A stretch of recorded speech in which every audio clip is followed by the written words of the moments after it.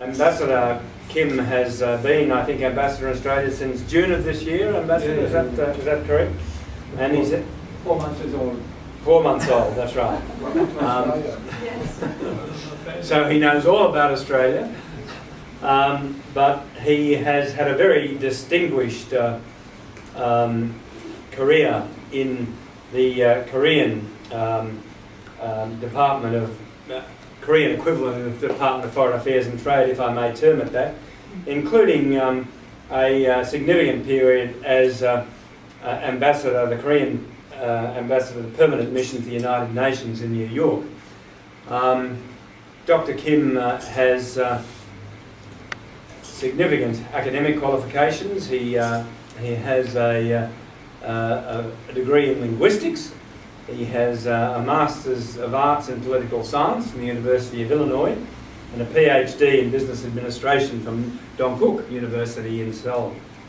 So, Dr. Kim, I'm sure that you'll cover a number of topics and you'll be happy to address questions on a range of topics, I'm sure, from our audience, but we'll certainly expect that you'll be touching on recent developments on the Korean Peninsula, and we welcome you here. Thank you very much.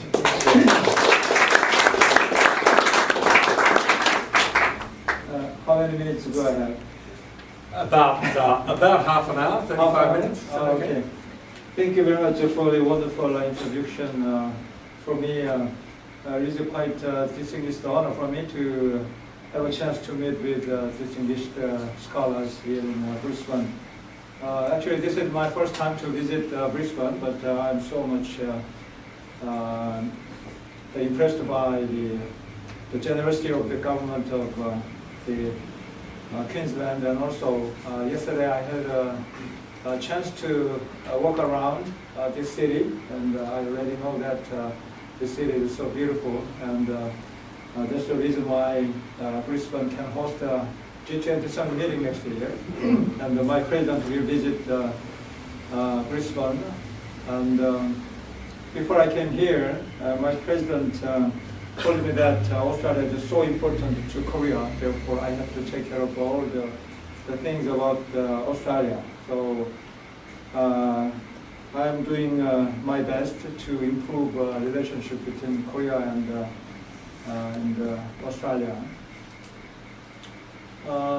Actually, the trade volume between Australia and Korea reaches to almost $33 billion, and now is growing. And probably after free trade agreement, the trade volume will be probably $40 billion. So it is keep growing, and I'm very happy to see that our relationship is stronger. And mainly our trade relationship is a little bit in favor of Australia. And we are making actually Republic of Korea is making a huge the trade surplus with foreign countries, but only with Australia we are making a trade deficit.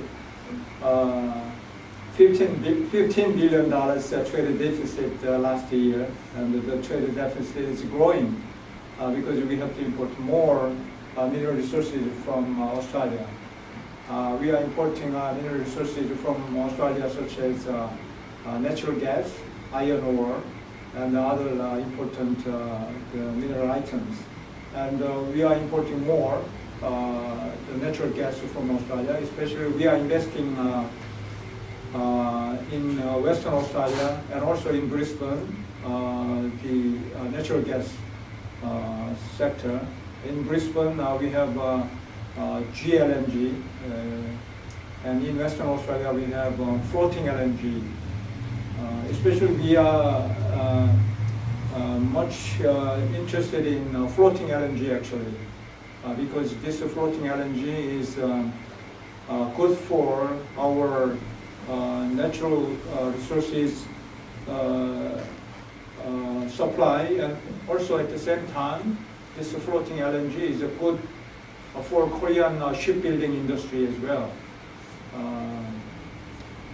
this floating LNG, if I talk about a little more about floating LNG, this floating LNG is a new technology for exploring the natural gas from the sea, and then they don't need to build a pipeline from the sea to the land, and they don't need to construct facilities for liquefying natural gas on land. And this is quite a new technology, but it can save a lot of budget for exploring natural gas at sea. Therefore, it is a new, very sophisticated technology, and the Korean shipbuilding companies building this ship, a new kind of ship, and we have a contract with Royal Dutch Shell for several floating LNG ships. So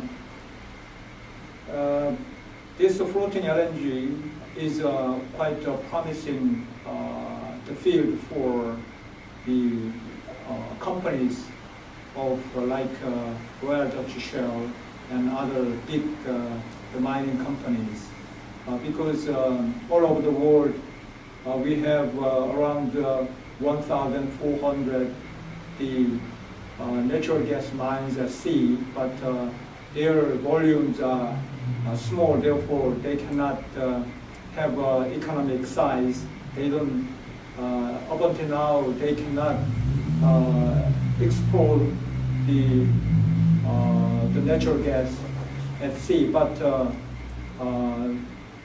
thanks to this technology, floating LNG, we could explore natural gas from this small size of the gas reservation at sea. 1,400 the reservation we have at sea. Therefore, in theory, we need 1,400 new ships. If we can have a contract of 1,400 ships, then 100 years our shipbuilding industry can prosper.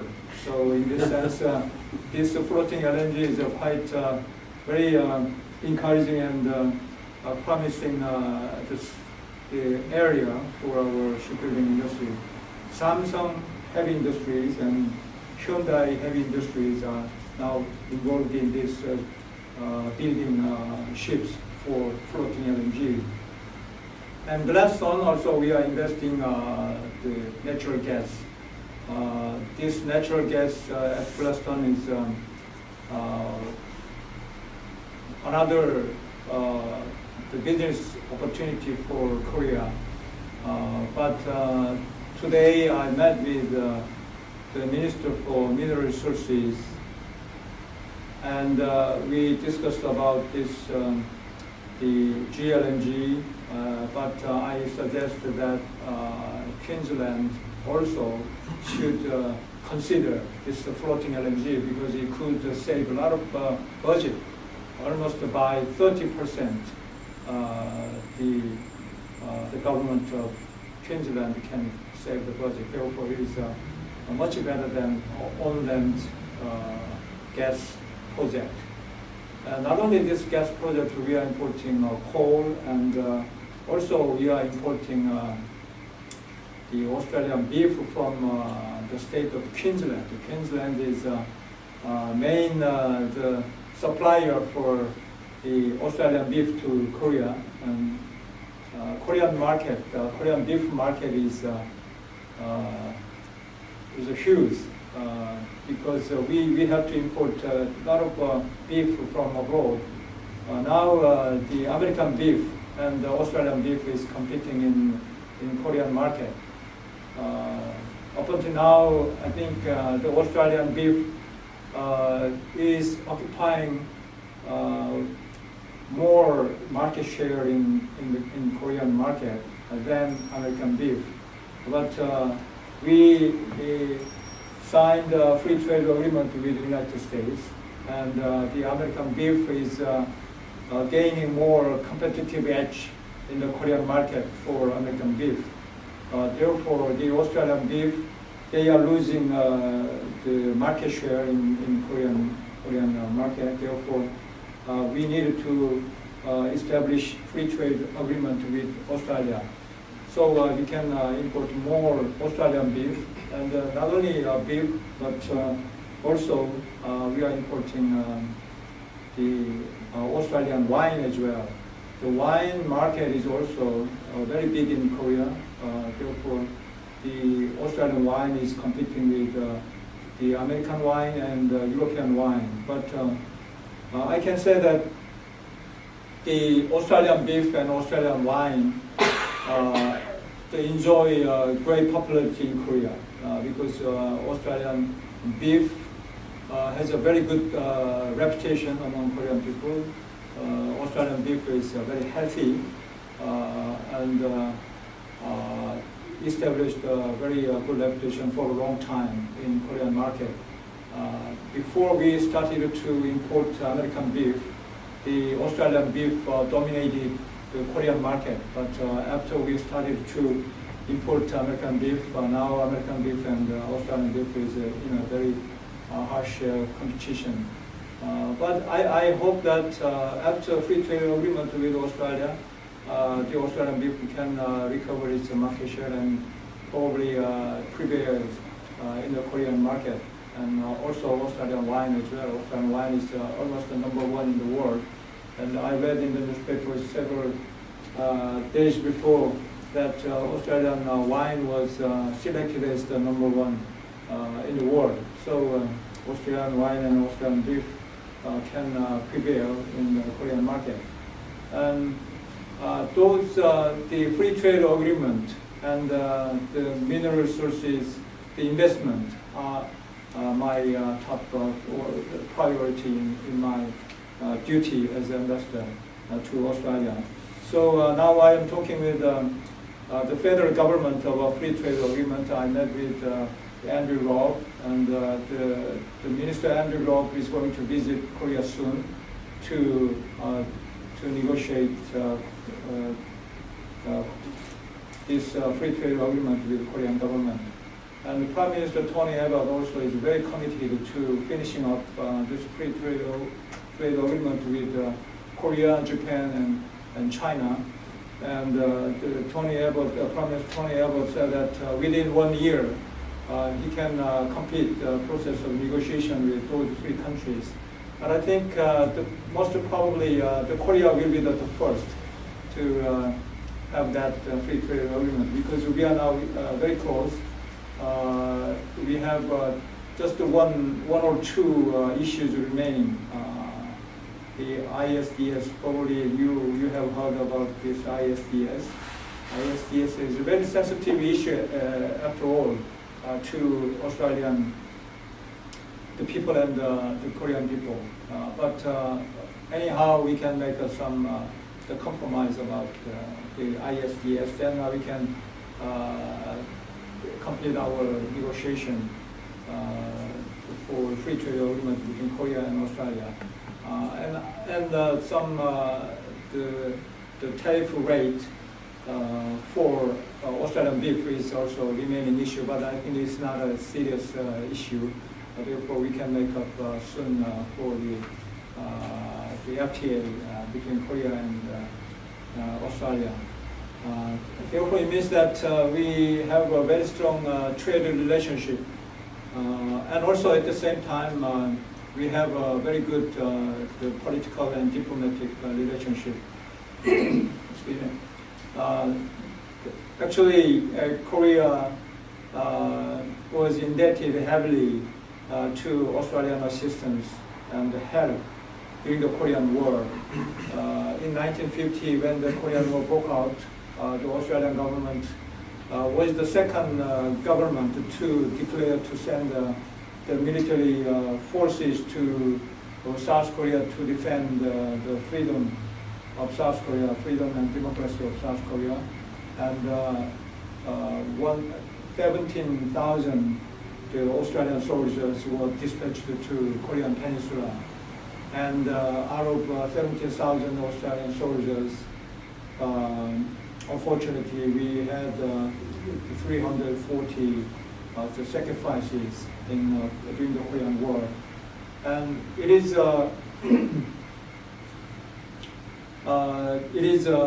actually the kind of the solid basis of the relationship between Australia and the Republic of Korea. The Korean people, in our heart, we are very grateful to the people of Australia and to the government of Australia to provide assistance and help to protect the South Korea in 1950. This kind of the feeling of Korean people and this kind of appreciation, the sense of appreciation and gratitude is the solid foundation between our two countries. Therefore, since then, the Australian government has supported the South Korea in many areas regarding to the North Korean the provocation and North Korean nuclear program issue, and Australia always supported the Korean government. And this year, July, for the first time, the Korean government and Australian government held a so-called 2+2 meeting. This 2+2 meeting is the joint meeting between Foreign Minister and Defense Minister. The Korean Foreign Minister and Defense Minister and Australian Foreign Minister and Defense Minister had a joint meeting in Korea. This is for the first time ever between Korea and Australia. For the Republic of Korea, Australia is the second country, only the second country, which have a 2+2 meeting with Republic of Korea. Republic of Korea has only one country, which we have 2+2 meeting, that is the United States. But this year, Australia is the second country to the United States for 2+2 meeting. So based on this 2+2 meeting, we can establish a very strong defense the relationship and diplomatic relationship. And this year, we, after the inauguration of new government of Australia, the new Prime Minister Tony Abbott had a summit meeting with our President Bonghyn in Brunei, beginning of this month, and also middle of this month, new Foreign Minister Julie Bishop visited Korea, and she had a meeting with the Foreign Minister of Korea, and also she had a chance to talk with my president personally. Therefore, actually, I tried to make some arrangements between Julie Bishop, Foreign Minister, and also my president. But the protocol office in the President's House office in Korea, they were a little bit difficult to arrange a meeting between Julie Bishop and my president, because my president does not meet with foreign minister individually. But this is quite exceptional case. So Julie Bishop, foreign minister, and also the Australian diplomats are all grateful to the gesture, good gesture of the Korean government to arrange this meeting between Julie Bishop and the President Park. So it means that we have a very strong relationship between our two countries.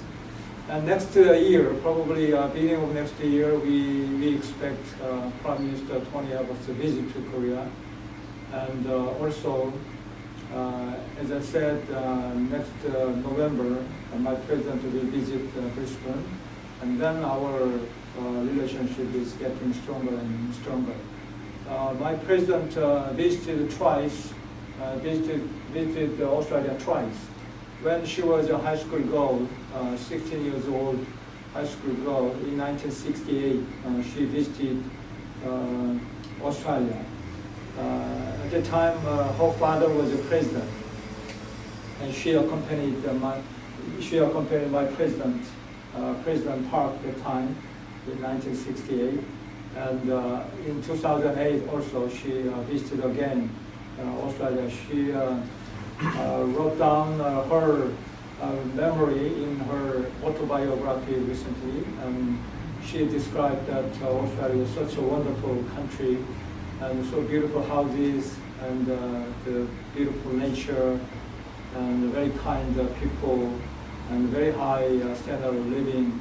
In 1968, from the eyes of high school girl, the Australia was seen as a wonderful country. And she added that in 1968, probably Korea was the very poor country, and even though she was a daughter of the president, even though she had some kind of privilege as a daughter of the president, she thought that Korea is miserable in comparison with Australia. And what popped up to her mind is that one day, Korea also will become a country like Australia. And she still has a dream that one day Korea will become a country like Australia. And still we have a long way to reach the level of Australia, but we have a hope and we have an expectation that one day Korea will become a country like Australia. We have a very strong the manufacturing sector. As you know that Korean manufacturing, the power is a global level. The Samsung company, the electronics, the mobile phone, and also we have a very strong the automobile industry, Hyundai industry, and Kia Motors, and also we have the #1 shipbuilding capacity in the world, and we have a very highly connected internet society, and also we have a very good the home appliance company like LG, and many global level companies we have. It means that the manufacturing capacity is already in the global level, and we are competing with many countries in the global market, like Chinese companies and the Japanese companies. Mainly, the competition is between China and Japan. And nowadays, I think that we can overcome Japanese manufacturing capacity, but we are now being chased by Chinese the companies. We don't know how long we can sustain our manufacturing power because the Chinese chasing is so fast, and we are really a little bit the fearful of this. The Chinese very fast following up to the level of our economic the manufacturing the capacity. Therefore, my President Bonghyn initiated the new concept of the manufacturing development. For example, the innovative the society. Even though Korea is highly connected internet society, we need to turn our society to a more innovative society. Without constant innovation, Korean economy cannot be sustained. Korean economy cannot compete with Chinese companies. Therefore, innovation is the only way to survive in the competition in the global market.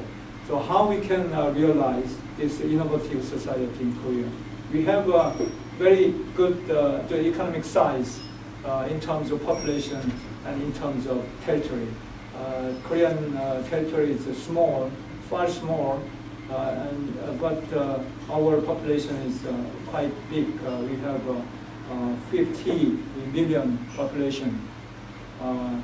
Therefore, we have some advantage in Korean society. We can make our society more innovative in terms of population, in terms of size.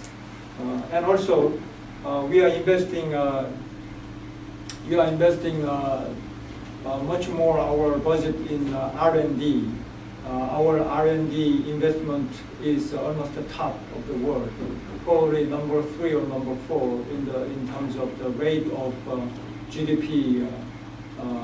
Our R&D investment is very big. So through this R&D investment, we can continue to make our society more innovative and more competitive. In that sense, I also initiated some kind of the cooperation with Australian government and Australian the academicians for the connecting this Korean government's and Korean people's efforts into the Australian government and Australian people's efforts. Australia has a very good basis for innovative society, very good tradition of the innovation. From 1994, in 1994, Australia issued a report of creative nation. I think probably this is the first time ever the report about the innovation or creation.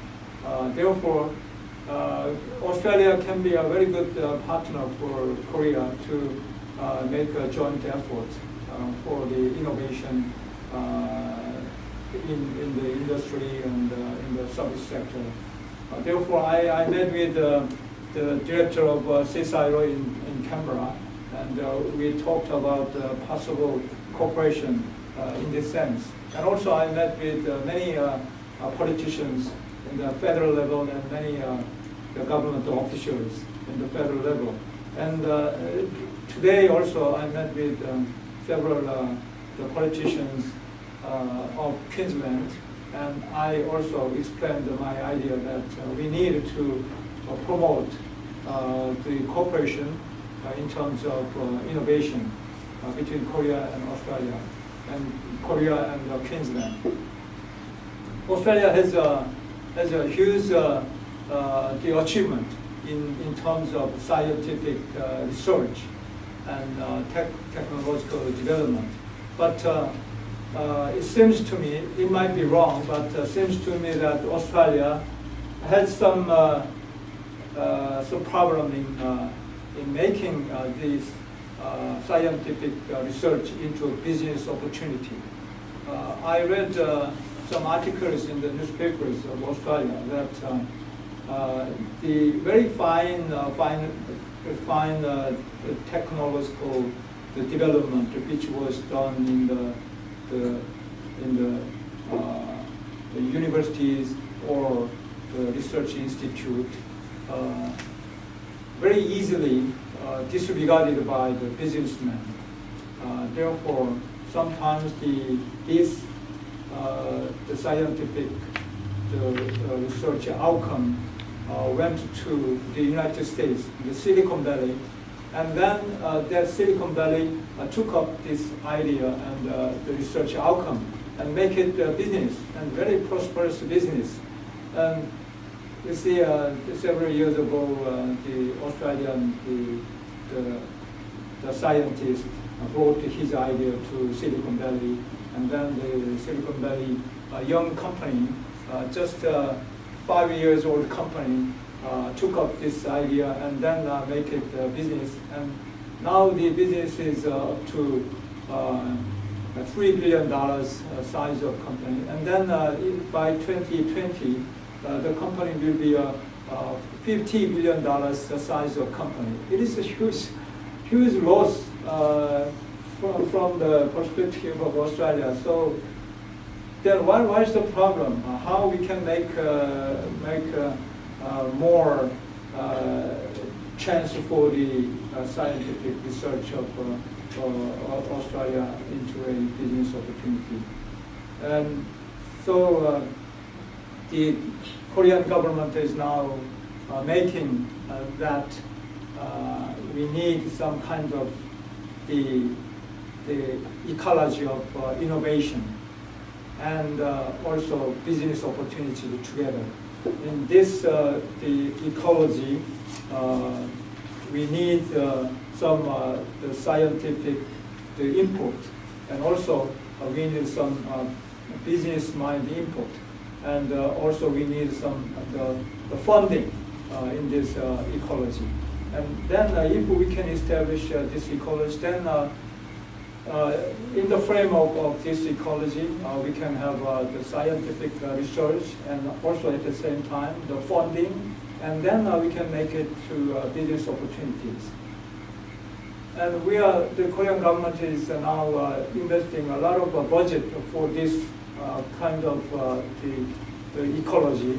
Once we can establish this ecology, then we can put together with the Australian ecology. If Australia can also establish ecology, then we can have a broad the ecology of innovation between Korea and Australia. I think this is the only way how the Australia can revive its manufacturing industry. Otherwise, I don't know if I speak in a pessimistic way. Probably the Australian manufacturing the industry will die in 5 years, in 10 years. Now just 7 or 8% of GDP comes from the manufacturing industry, and it is declining. It's coming down, and then in 5 years, 10 years, well, probably the Australian manufacturing industry cannot survive. Therefore, only the possible way to revive the manufacturing capacity of Australia is this kind of the ecology of innovation. Any Australian people who have an idea, then they can make an input in this ecology, and then the funding, and then turning these ideas to business opportunities. So this is my idea that one day we can establish a joint effort of creative economy, and joint effort to establish a joint ecology for innovation. And next year, as I said, Prime Minister Tony Abbott will visit Korea, and also in November, my president will visit Australia, Brisbane, and probably Canberra. Then we can make some kind of the agreement, the so-called framework agreement between Australia and Korea to establish this ecology of innovation. And then we can make a more live the activities in the business, the cooperation between Australia and Korea.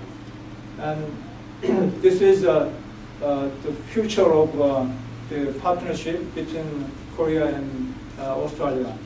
And if I go back to some the political issue, like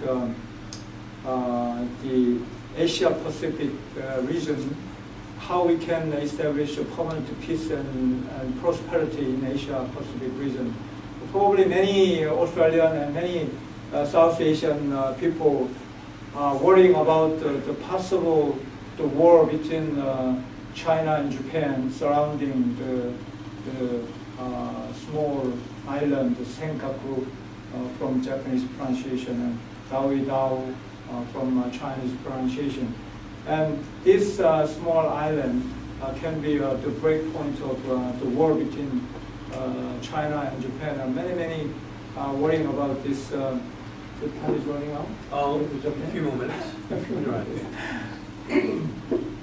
So I think this is quite critical to make a permanent peace and prosperity regime in the Asia Pacific region. And how we can make a permanent regime for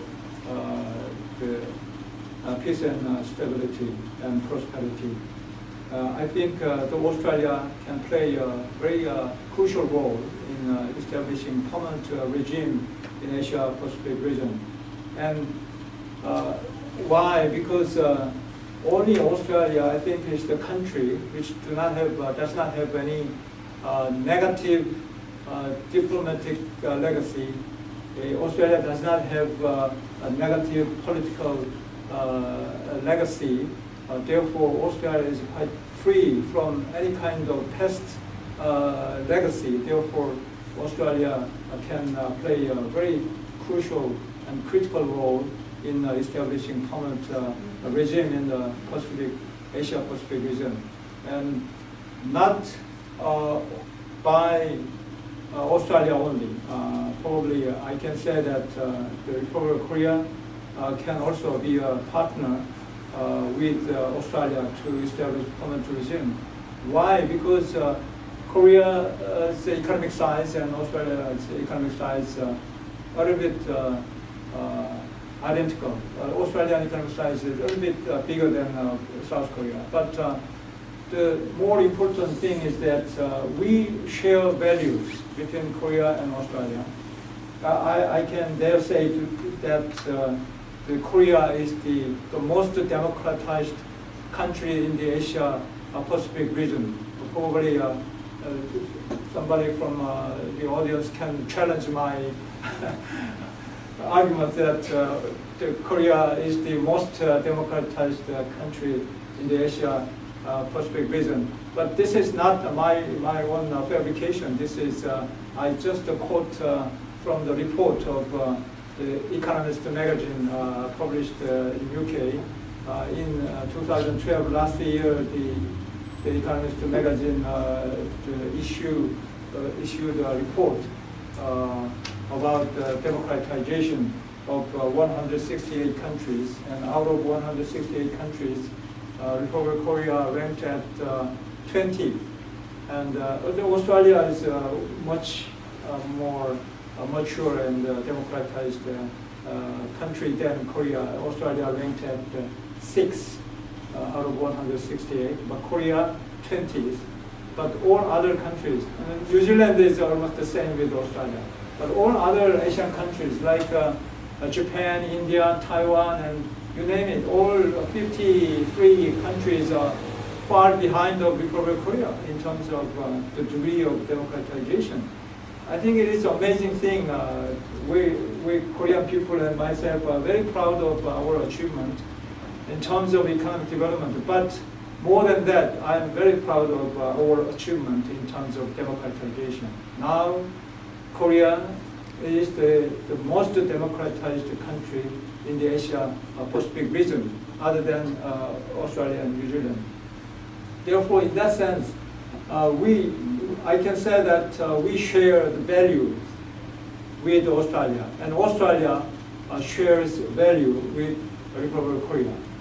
And with this value sharing, we can work together for the establishment of permanent regime in the Asia-Pacific region. The democratic values and the market system values, and we are working together in the United Nations.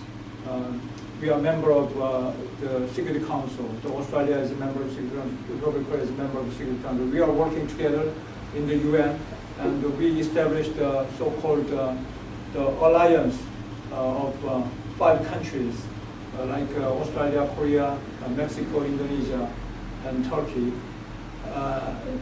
So in the United Nations, Australia and Korea work together in the Security Council for the promotion of universal values. And through this effort, also in Asia-Pacific region, we can work together to establish the permanent peace and prosperity regime. And this is my agenda during my terms of office in Australia, that in terms of this value sharing, we can establish together the permanent peace and prosperity regime in the Asia-Pacific region, and also the the establishment of the ecology of innovation. Those two items are my top priorities, and also the short-term the free trade agreement is my also urgent issue. So based on these concepts, I'm working very hard in Canberra.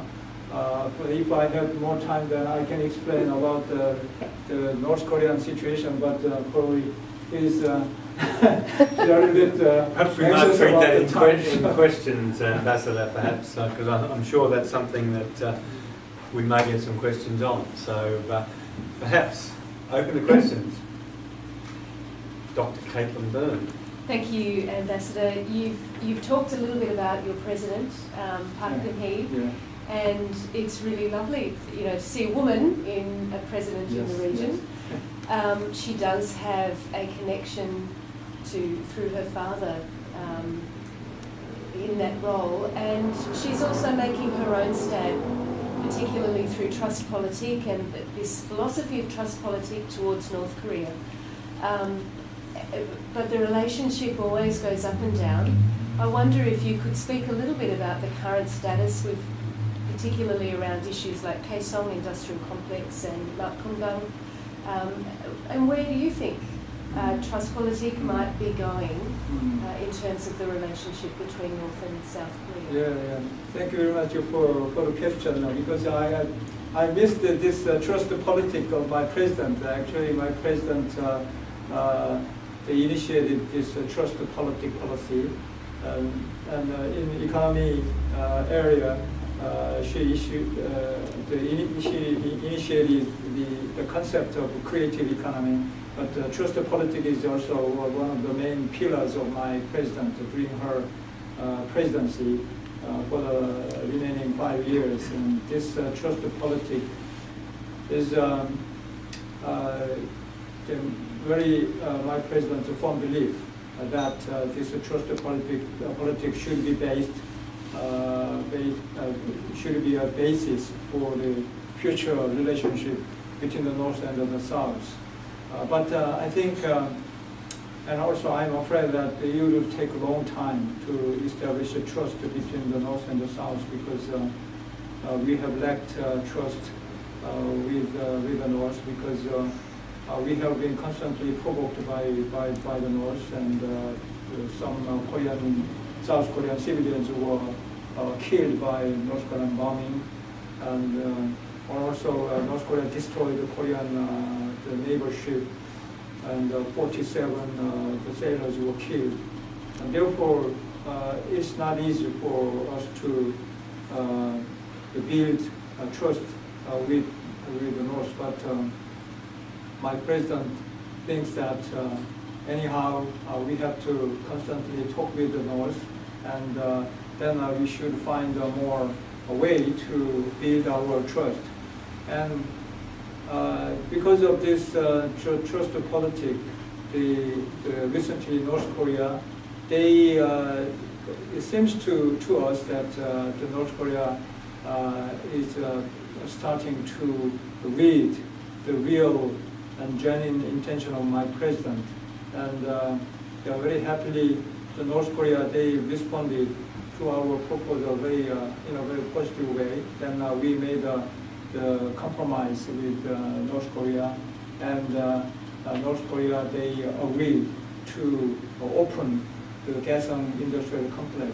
Kaesong Industrial Complex is the only the place for the North Korean people and South Korean people can meet together, and it is located in the North Korean territory. Therefore, it is strategically very important to Korea, and also for the North Korea, it is very important because they can earn the hard currency from the South Korean the companies, and every year they can earn $70 million from this industry complex. $70 million cash is huge money.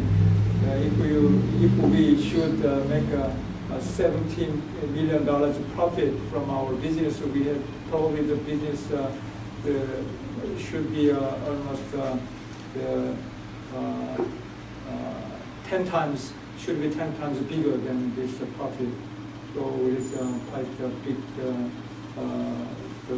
the profit in terms of the North Korean the leadership. So we think that this trust politic is working, and North Korea, they repatriated 8 South Korean people who crossed the border from the south to the north 3 days ago. They repatriated South Korean people. Probably this is the only first time ever for North Korea to repatriate South Korean people to the south. And also they proposed to have a meeting for Bonghyn mountain, the tourism. And also they proposed to have a family reunion project again. Therefore, those things are very positive development between the North and the South. And we think that the trust politics is working very well. David Costello. Do you think that there is a possibility that North Korea could one day collapse, given its parlous economy and the terrible living conditions of its people? Or do you think that China, given its very strong interest in maintaining a North Korean state, would make sure that it never ever happens? Yeah, that's a good question. Well, if we think about possible reunification of the Korean Peninsula, always we have to consider the Chinese factor. And this Chinese factor is so strong, therefore, even though North Korea is suffering from the economic difficulties, probably if there had been no Chinese assistance to North Korea, North Korea had been collapsed for many years ago, but still North Korea is surviving because of Chinese assistance. And China does not want North Korea to collapse because still North Korea contains some strategic value to China. And China does not want to face up with the American forces in the Korean Peninsula. And China is not sure that the reunified Korean Peninsula could become friendly to China or not. And those are the still the lingering question to Chinese leadership. So we have to persuade Chinese leadership that the unification of Korean Peninsula will be a benefit to China, not the strategic loss to China. But still, I think we need some more time. That the Chinese leadership should change its mind, but after all, for the time being, Chinese leadership does not change its policy. That's the most the serious stumbling block in the way toward reunification of the Korean Peninsula. Larry, did you have a question? Oh, sure. I always got a question. Thanks so much. Ambassador, really enjoyed your presentation. It's very comprehensive. And I was taken by your idea that Australia and Korea might work together to try to resolve some of the things that are happening in the South China Sea.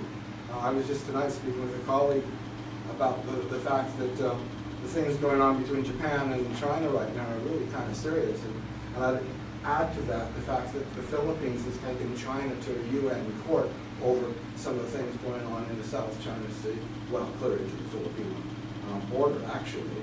And there's some question whether China will actually engage in that court process, which is a great concern, about whether the Chinese are going to participate in the rule of law. Anyway, Let's imagine for a moment that Australia's foreign minister and Korea's foreign minister were to go to China and go to Japan and talk with their counterparts about this idea. Maybe we can find another way to solve these problems. How do you think that would play out? Because Yeah, I think that's the application of your idea. Yeah. I think there is one good idea, but still there is some suspicion in Japan that how Korea can play with this island. Probably Japan thinks that the Korea is closer to China than to Japan. Therefore, we have to remove this suspicion in Japan. But I think there is a good idea. But I think in a short term, it's not possible to resolve this the tension between China and Japan. This is territorial. The conflict is so serious to any country, not only between China and Japan, but also many cases we have. The territorial dispute is a real threat to the peace between countries. Therefore, this is quite worrisome in the Northeast Asian region. Economically, they are very vibrant, but we have still very the danger of war between China and Japan, and then it could threaten the peace and prosperity in the Asia Pacific region. If I cannot imagine the consequences of the war between China and Japan. Therefore, we have to avoid at any cost the situation of the war between China and Japan. China does not want to bring this case to the AIIA, the International Court of Justice, and Japan wants to bring this case. Japan does not want to bring this case to the International Court of Justice because Japan claims that this island belongs to Japanese sovereignty. Therefore, no need to bring this case to the World Court. But China also does not want to bring this case to the International Court of Justice. Therefore, it means that there is no legal solution, no peaceful solution. Only diplomatic solution can be possible, but diplomatic solution always depends on the public opinion of both countries, the Chinese people's opinion and also Japanese people's opinion. But the Chinese people, all the Chinese people are very strong, very adamant on this issue, and Japanese people are very adamant on this issue. Therefore, what I'm saying is that we need to establish a permanent peace regime in the Asia Pacific region. I think it will take a long time, but anyhow we have to make effort. We have to start this effort from now between Korea and Australia, because we, as I explained, we have a very strong value sharing the basis between Korea and Australia. We have a solid economic size, and we are a member of the Security Council, and we are jointly working closely in the international the politics. Therefore, Korea and Australia can become a partner in establishing a permanent peace regime in the Asia Pacific region.